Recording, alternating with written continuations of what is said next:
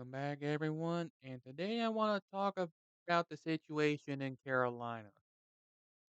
And it's been a day since this came out, but I want to revisit this potential thing. So, what happened was that Panthers have decided to get rid of Matt Rhule after a disappointing 1-3 start to the 2022 NFL season, and he will be replaced by Steve Wilks for the interim spot. Uh, Overall record for Matt Rule is 11-27, and making him the first head coach to be dismissed. Is so for Steve Wilks, he is familiar with the city. He's basically the local homeboy place, so that familiarity. He haven't been on the Panthers coaching staff under Ron Rivera for a while, is why they decided to go with him for the interim.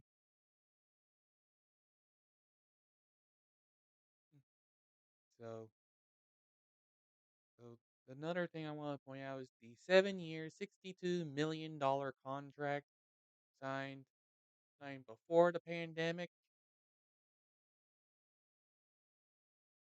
This also makes a, Matt Rule the first Panthers coach to ever serve for fewer than 3 full seasons, which is not a good look. So this is from CNN here. So now let's go to an article from Sports Illustrated listing the potential candidates. It's that can replace him.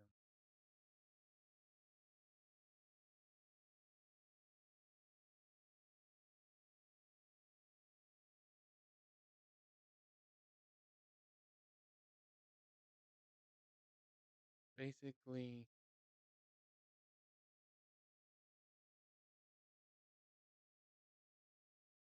there are more than 60 qualified coaches,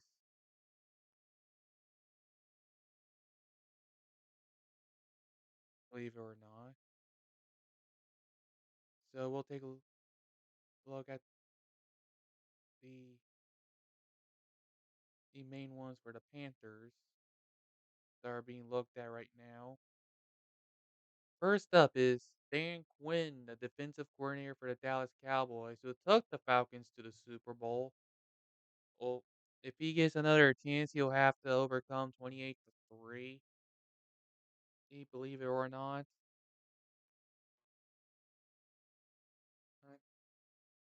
So there's that.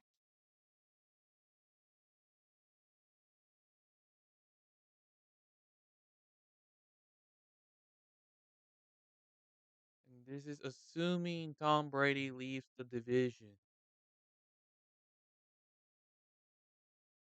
There's Raheem Morris, is the Rams defensive coordinator.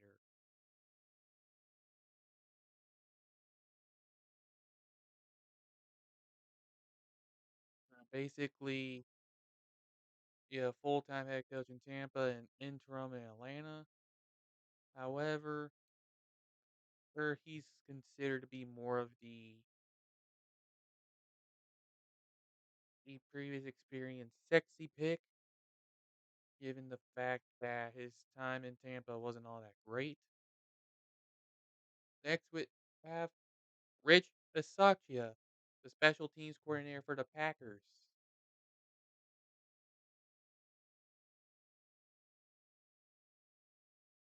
And here's the thing. Bisaccia got his first chance to be a head coach as the interim for the Raiders last year.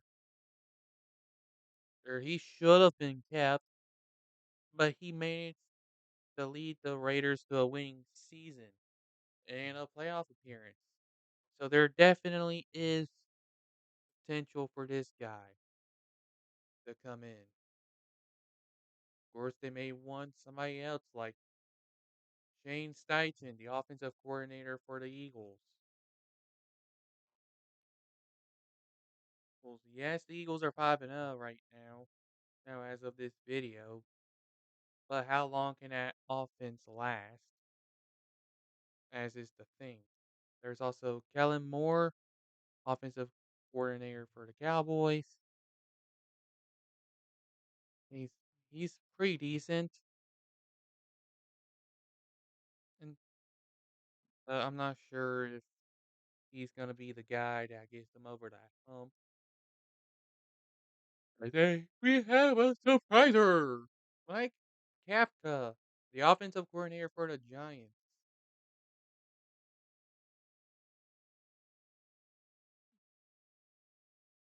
So yeah, he came from Andy Reid, but at the same time, he's only been a 1-year coordinator so far.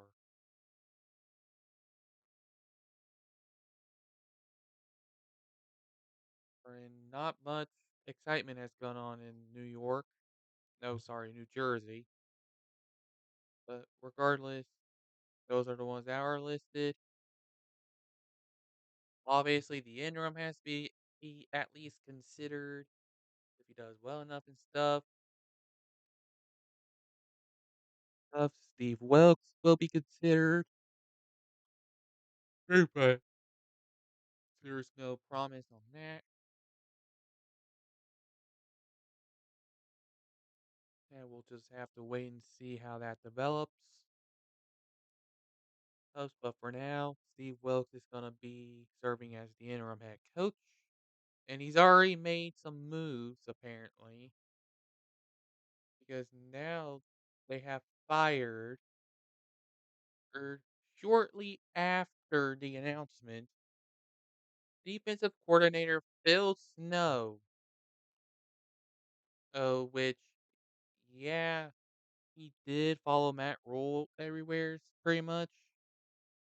At the same time, the defense was doing pretty good, so this is somewhat questionable. And then they got rid of the assistant special teams coach, Ed Foley.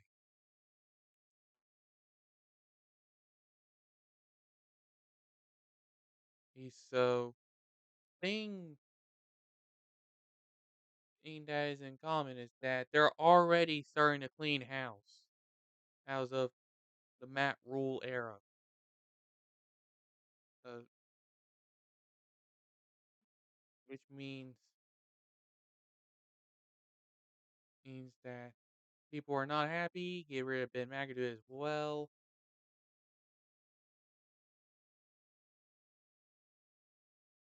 Somebody said it'll be the same guy who hired Rule going to hire the next coach. I think it'll be the GM that hires the next head coach.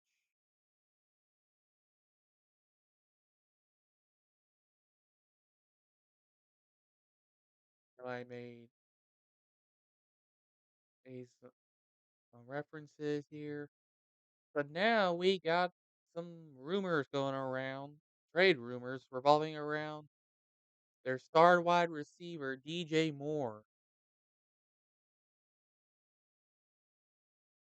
And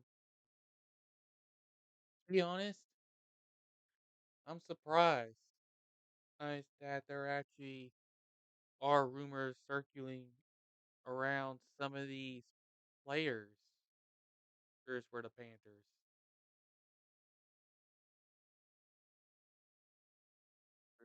As of now, there are 5 potential landing spots for DJ Moore.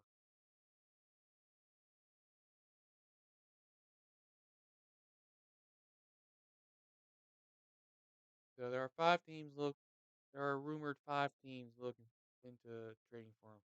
Kansas City, because they don't have Tyreek Hill anymore, but still solid receivers. He would just add another quality to help ease the load. The Green Bay Packers, because they're simply missing Devontae Adams, and their top receivers are Lazard, Cobb, Dobbs, and Watson. Next, the Baltimore Ravens, is they have Mark Andrews, as well as Bateman and Duvernay. The New York Giants, and Sterling Shepard tore his ACL. We got also had some more out with injuries: Kenny Galladay, Wandale Robinson, Kadarius Toney, which left guys like Richie James, Darius Slayton, Marcus Johnson out there. Oh yeah, thanks for telling us Steve Smith hates Sam Darnold in the article, whatever. The other one is the Tennessee Titans, who are not not, not with AJ Brown anymore. They've been mediocre since because Ryan Tannehill has to rely on Derrick Henry more. Or Matt, it may soon be time for Malik Willis to start making his debut as a starter. So Robert Robert Woods is getting better. Braylon Burks on IR, leaving Kyle Phillips, Nick Westbrook. Teams that need wide receiver help are basically looking for him right now. And in terms of what this means for the future of the Panthers, there's no telling. But but going back to why DJ Moore could possibly be getting rid of, maybe it could be due to them wanting to go into a rebuild before the season is over. They currently are in a battle for the first overall pick in the draft, have currently tied with teams like the Raiders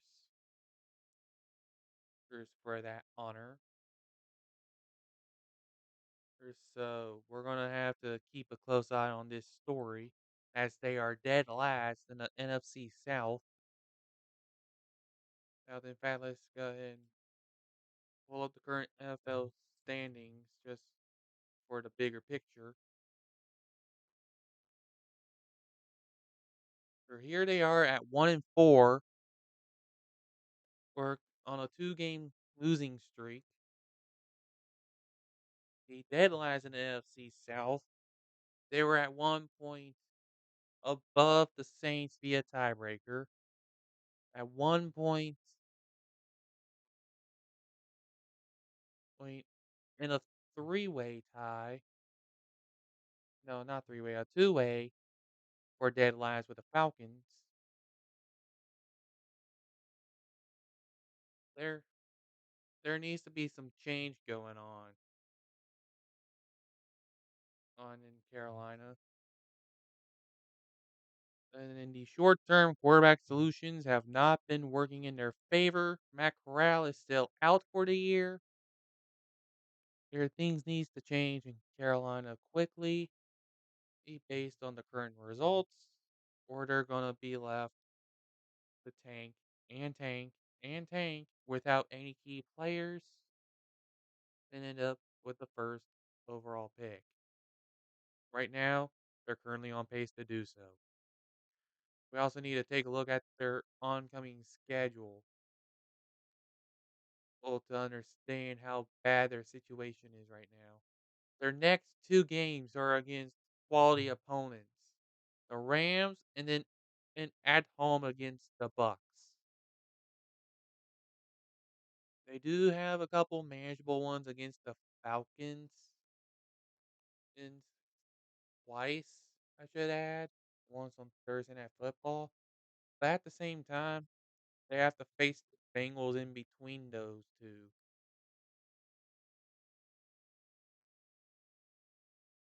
So there's definitely going to be a brutal stretch coming up as three of their next four opponents are quality opponents.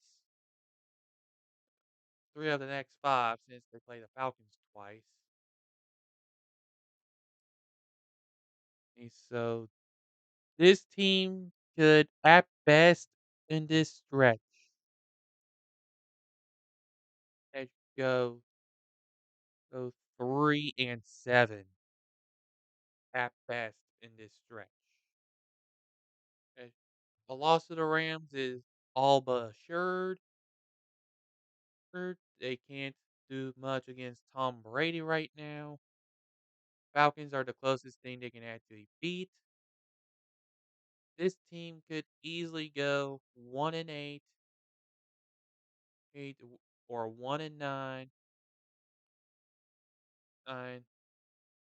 down this stretch, and end up with a losing season before or it comes time for their bye week,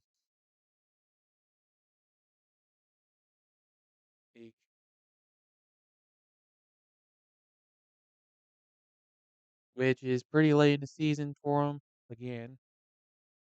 And also before they could face off against another quality opponent in the Baltimore Ravens. So they could easily go 1-10 and miss the playoffs in this one stretch here alone before December could actually hit and before Thanksgiving. So times are dire in Carolina. With all that's going on right now, Matt Rhule being fired, all these candidates, which also includes Sean Payton as well, getting rid of two coordinators that followed around with Matt Rule, and also trade rumors surrounding around players like DJ Moore, possibly Christian McCaffrey in the future as the trade deadline gets closer. Or it may soon start to be panic time,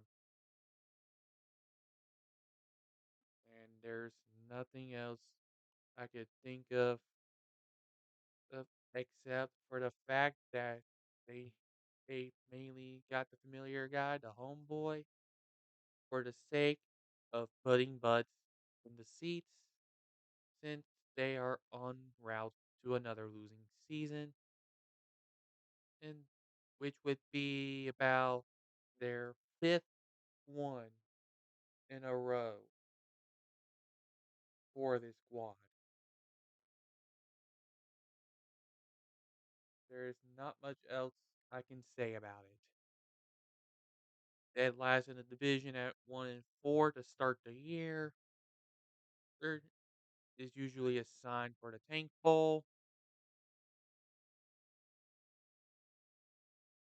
but we just have to wait and see how well Steve Wilks can actually coach this squad, but if they can get any wins out of this. Thank you all so much for tuning in, and as always, it's like I normally say time and time again, and without saying it, and like I'm supposed to. I'll see you all next time. I'm and apparently I have to ask to like this video and also subscribe because analytics stuff. See you all next time.